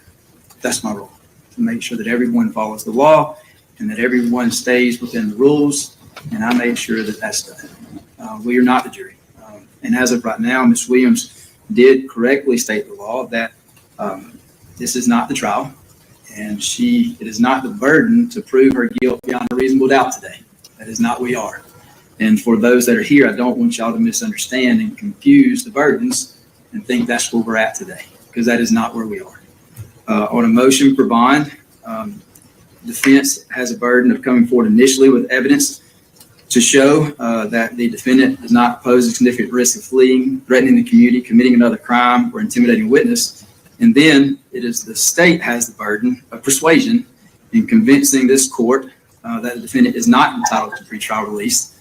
The state has the burden of proving by a preponderance of the evidence that the trial court should deny bail or bond. And there's a vast difference in beyond a reasonable doubt in preponderance of the evidence. Preponderance of the evidence is essentially greater than 50%, or it's just a greater likelihood than the other side. That is vastly different than beyond a reasonable doubt at trial. And I need everyone to understand that. My job is to evaluate the witnesses, weigh their credibility as they testify before me, and apply what the witnesses have said and apply their credibility to the law the best I can. Make sure that I've covered what I needed to and what I've heard from several folks. All right. With that being said, and listening to the witnesses here, if I weigh these witnesses' testimonies and I weigh what I hear today, I believe those closest, and I say closest in family relationship, expressed that they had vast concerns that she would have the ability to flee, that she would be a danger to the community, that she would be a danger to them, that she would pose a significant risk of intimidating, or actually I think the state steered away from intimidating, or influencing and manipulating witnesses. By finding that, I find the state has met their burden today by preponderance of the evidence. And Miss Patrick, because of that, I'm bound by the law, and I do not believe that she would be a proper candidate for bond at this time. With that being said, here's what I want to tell you. Very recently, the Judicial Council of Georgia recognized our court as being a clearance rate excellence award recipient, which means that we are very up to date on our cases and we take great pride in moving cases quickly. I do not want anyone to sit in jail unnecessarily. So what I would like to do is go ahead and give you future court dates. And I'll explain this, Ms. Williams, a little bit, because again, I know you're new to being in front of me, but I would like to go ahead and give you some future dates for your case.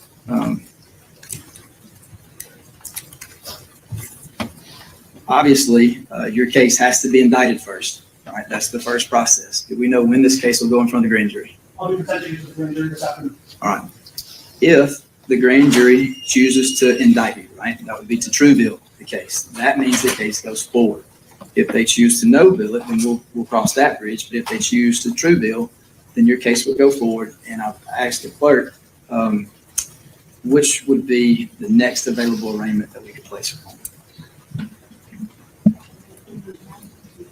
All right, so, and that's not the probation counter, correct? All right, so your arraignment, if true bill, okay, I'm just giving you a plan of action so that you know what's coming up, okay? If they true bill this case, your arraignment date will be 9/22. On that date, your non-jury will be 11/17, your calendar call will be 12/16, and I will be prepared to try your case on January 5th. All right, now that's incredibly fast. State and defense. I'm completely aware that y'all may ask for continuance based on those timeframes. I'll need y'all to do that formally. There's a lot of interest in this case from both sides, and defense was right. justice needs to be done. And no matter what decision was made, someone is going to feel as though justice was not served today. That's just the truth. If I would have granted bond, there would have been a large group that said justice was not done. If I deny bond, as I'm doing today, there's going to be a large group that says justice was not done. That I can't avoid. But what I can do is give this young lady speedy justice. And that's my purpose. Again, my role is to make sure the law is followed, and I do the best I can to facilitate that. So I will be ready. If state or defense, if y'all have issues, because I'm fully aware that issues come up with discovery and with cases that are oftentimes are out of either of your control. And for the best interest of the state or for the best interest of your client, you may need to ask for continuance. The state that's in my courtroom quite often, Ms. Williams, they know I'm very reluctant to give continuances. So if y'all need that, I need y'all to file a proper motion, and it's likely we'll have a formal hearing on whatever request for continuances need to be heard, if they're needed to be heard. If not, I'm going to stick with this time frame. Again, she's in custody, so she takes priority on my trial list, as everyone knows. Also, her age. Defense, you brought to my attention that she's in isolation, so again, it's her top priority for. I really like this judge. I know I've let him ramble on and talk for a long time without interrupting, but I really, really like him. Me to move this case as quickly as possible. I would say that I would ask the sheriff office to do the best they can to acclimate her with folks, but I know that our sheriff is going to do their very best, and I can't direct them on safety, and their top priority is her safety. Same as mine is to make sure that justice is done to the best of my ability. Hers is to keep her safe, and so we'll do that. So those are the dates. Any questions, Ms. Williams or the state, about those dates? Not from the state. Ms. Williams? Not a question of what we're telling the state, and I did file my entry in reciprocal discovery on July 11th. And I have not proceeded to the discovery. If the state would turn over that discovery as soon as possible, I'll be ready when they come. Okay. It's my understanding that this office in particular has an open file policy, so I'm assuming that they're going to probably have available to you whatever they have now very quickly. And they know my practice of moving quickly, so I think they'll try to accommodate that as well. Anything else, Ms. Williams? No, no. Anything else from the state? Nothing from the state. All right. That'll be the order of the court. Everybody has their dates. We have a plan of attack moving forward. Everyone has a good day.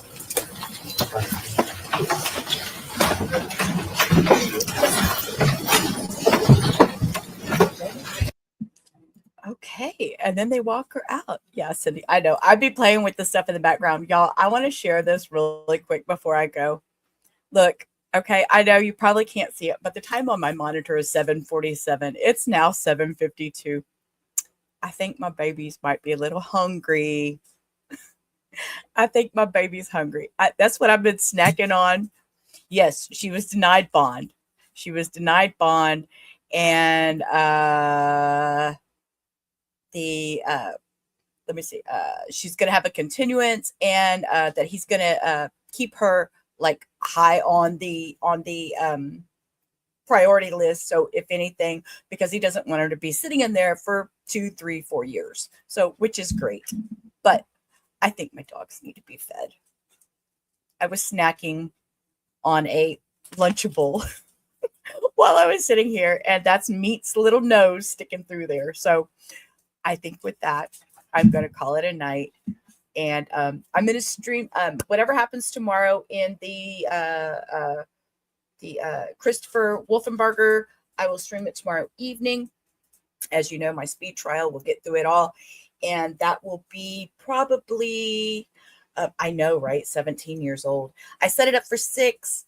6 Central. I should be home with no problems by then, because we should be done with all of our appointments and crazy, chaotic life that we do on Fridays. So I hope I will make it. And I'm being bombarded by 2 dogs.